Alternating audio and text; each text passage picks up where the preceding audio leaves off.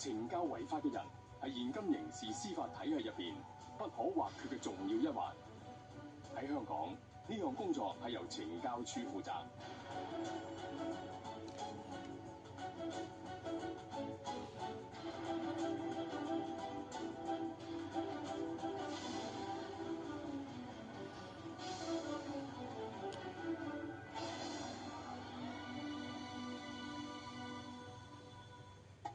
懲教處嘅任務緊照誠信，盡忠職守，遵守紀律嘅精神，用合乎人道嘅方法，為社會提供高質素嘅羈押同自身服務。現今嘅懲教策略全面照顧到由拘留到更生整個過程，令犯人有重建新生嘅機會。犯人一旦被判刑，就要開始生命嘅另一段落。而一般市民同新犯人都以為，監獄閘門關上之後，未來日子就會變得痛苦同失落。佢哋覺得喺懲教機構入邊會有暴徒惡霸橫行無忌。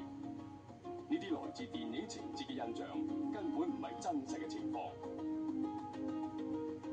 其實犯人係喺一個安全、合乎人道嘅環境下生活，而佢哋嘅權益亦得到充分保障。我哋嘅工作除咗要保障犯人嘅人身安全之外，亦都要改善佢哋嘅自力更生能力。所以，我哋好積極咁改善犯人，令到佢哋喺刑滿出獄嘅時候，可以好快咁再度融入社會。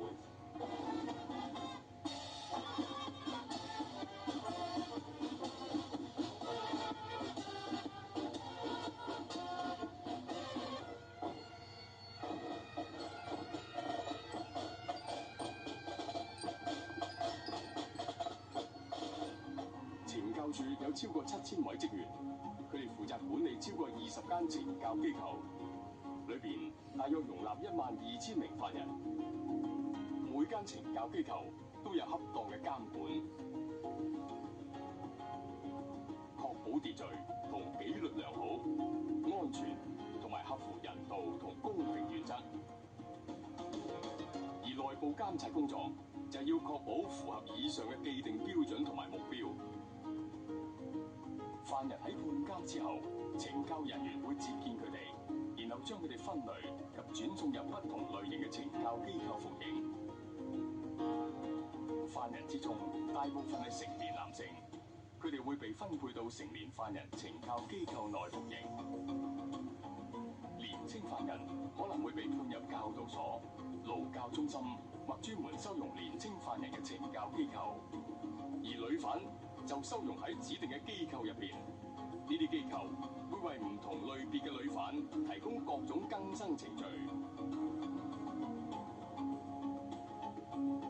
評估犯人就要訂立每名犯人喺現時法例下最適合佢哋嘅懲教計劃。例如吸毒犯可能會被判入戒毒所接受治療。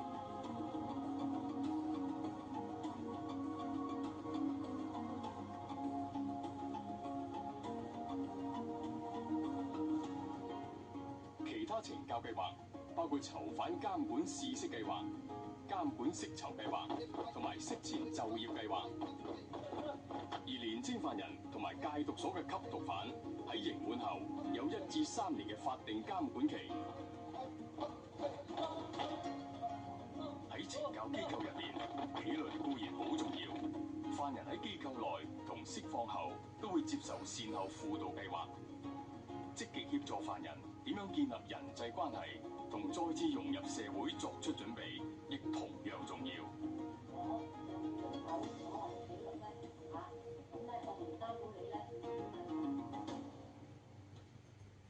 我哋會充分解釋喺機構入邊嘅生活規律，讓犯人明白。而犯人要為刑滿釋放做足準備，再次踏足社會，往往係最難嘅一關。以個別或小組方式輔導犯人係一個指定課題，咁樣可以鼓勵佢哋認識犯罪嘅原因，並且幫助佢哋重新評估自己對社會嘅責任，同埋本身喺社會上嘅角色。處方好重視年青犯人嘅職業訓練，教育同埋性格培養。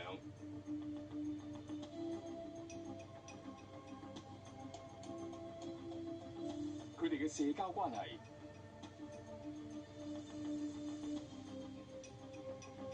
同埋就業情況亦備受關注。我哋要令到犯人明白應有嘅做人責任，每個人都應該對自己嘅行為負責。所以我哋嘅工作係會包括犯人出獄後嘅監管。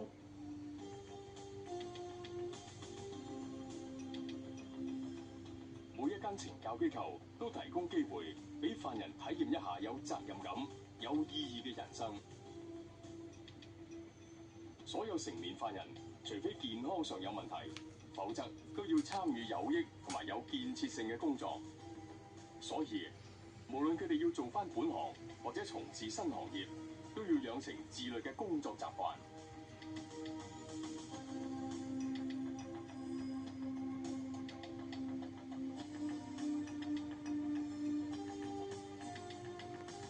懲教署工業組提供嘅服務同產品